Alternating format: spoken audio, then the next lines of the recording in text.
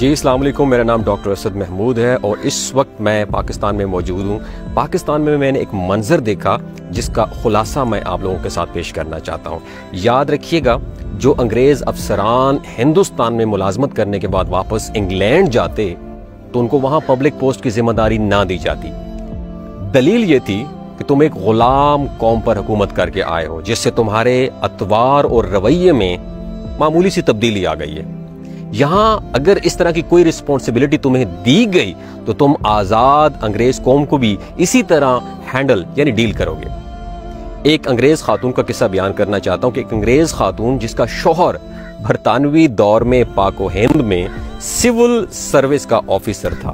خاتون نے زندگی کے کئی سال ہندوستان کے مختلف علاقوں میں گزارے۔ واپسی پر اس نے اپنی یادداشتوں پر مبنی بہت ہی خوبصورت کتاب لکھی۔ خاتون نے لکھا کہ میرا شوہر جب ایک ضلع کا ایک ڈسٹرکٹ کا ڈپٹی کمشنر تھا، اس وقت میرا بیٹا تقریباً 4 سال کا اور بیٹی 1 سال کی تھی۔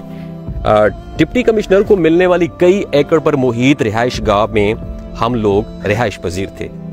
ڈی سی صاحب کے گھر اور خاندان کی خدمت گزاری پر کئی 100 افراد مامور تھے۔ روز پارٹیاں ہوتی، شکار کے پروگرام بنتے، ضلع کے بڑے بڑے زمیندار نواب ہمارے ہاں ہمیں اپنے گھر مدعو کرنا باعث فخر سمجھتے، اور جس کے ہاں ہم چلے جاتے وہ اپنی اسے عزت افزائی سمجھتا۔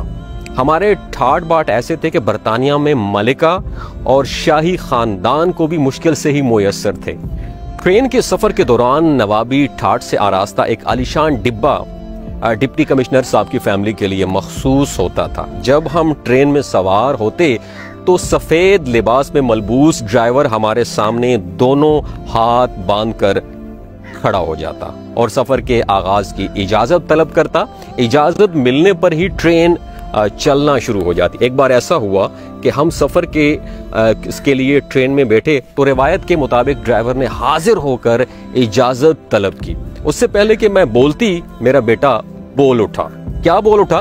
جس کا موڈ کسی وجہ سے خراب تھا بیٹے کا، اس نے ڈرائیور سے کہا ٹرین نہیں چلانی۔ ڈرائیور نے حکم بجا لاتے ہوئے کہا کہ جو حکم چھوٹے صاحب۔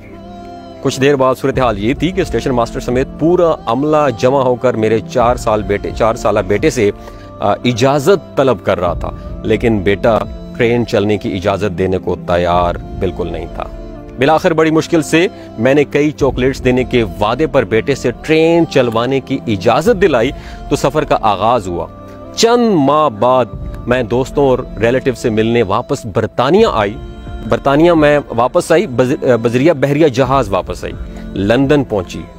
ہماری منزل ویلز کی ایک کاؤنٹی تھی جس کے لیے ہم نے ٹرین کا سفر کرنا تھا۔ بیٹی اور بیٹے کو اسٹیشن کے ایک بینچ پر بٹھا کر میں ٹکٹ لینے چلی گئی۔ قطار طویل ہونے کی وجہ سے خاصی دیر ہو گئی، جس پر بیٹے کا موڈ ونس اگین بہت خراب ہو گیا۔ جب ہم ٹرین میں بیٹھے تو عالیشان کمپاؤنڈ کی بجائے فرسٹ کلاس کی سیٹیں دیکھ کر بیٹا ایک بار پھر ناراضی کا اظہار کرنے لگا۔ وقت پر ٹرین نے وسل دے کر سفر شروع کیا تو بیٹے نے باقاعدہ چیخنا اور چلانا شروع کر دیا۔ وہ زور زور سے کہہ رہا تھا یہ کیسا الو کا پٹھا ڈرائیور ہے، ہم سے اجازت لیے بغیر ہی اس نے ٹرین چلانا شروع کر دی۔ میں پاپا سے کہہ کے اسے جوتے لگواؤں گا۔ میرے لیے اسے سمجھانا مشکل ہو گیا تھا۔ اس کی ماں کہہ رہی تھی کہ میرے لیے اسے سمجھانا مشکل ہو گیا تھا، یہ اس کے باپ کا ضلع نہیں، یہ ایک آزاد ملک ہے۔